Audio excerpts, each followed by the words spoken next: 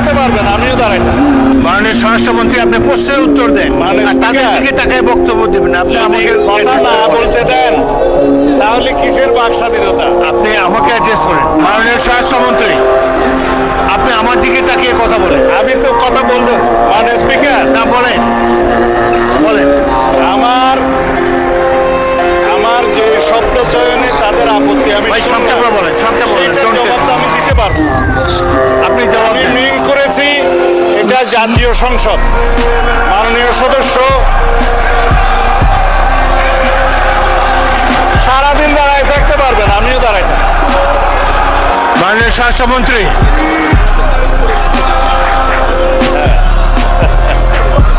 মাননীয় স্বরাষ্ট্রমন্ত্রী আপনি প্রশ্নের উত্তর দেন, মাননীয় আর তাদের স্পিকার, দিকে তাকায় বক্তব্য দেবেন। আপনি যদি আমাকে কথা address না করে বলেন। বলতে দেন তাহলে কিসের বাক স্বাধীনতা? আপনি আমাকে অ্যাড্রেস করেন, বলেন। না, আমি আপনার দিকেই তাকিয়ে কথা হ্যাঁ, বলছি। বলেন সংক্ষেপে মাননীয় বলেন। স্পিকার, আমাদের এখানে প্রশ্ন যেমন স্পেসিফিক করতে হয় এই সংসদে, সম্পূরক প্রশ্নও একই রকম করতে হবে।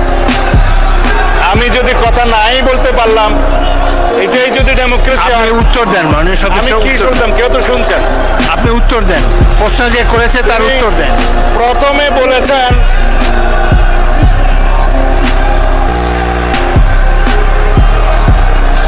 আপনারা কি স্বরাষ্ট্রমন্ত্রীর বক্তব্য শুনতে রাজি না? স্বরাষ্ট্রমন্ত্রীর বক্তব্যের পর আমি বিরোধী দলের নেতাকে দেব। কোথায় চিন্তা হয়েছে বলতে হবে। মাননীয় সদস্যবৃন্দ আপনারা 2 মিনিট ধৈর্য ধরে অপেক্ষা করুন।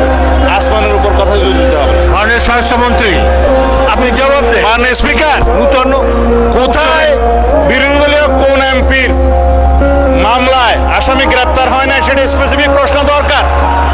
বলেন, তারপর বলেন। এবং কোথায় চিন্তায় হয়েছে আসামি গ্রেপ্তার হয় নাই সেটার স্পেসিফিক বর্ণনা দরকার।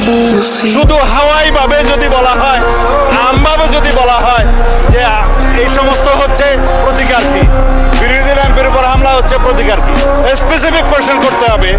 সেই জন্য বলছি এটা মহান জাতীয় সংসদ, বাইরের বক্তৃতা এখানে চলে না। Okay, ধন্যবাদ। স্পেসিফিক প্রশ্ন করতে হবে, ধন্যবাদ মাননীয় specific স্বরাষ্ট্রমন্ত্রী। উত্তর দিতে হবে। মাননীয় That was my intention. Enough. Thank you. মাননীয় বিরোধী দলের নেতা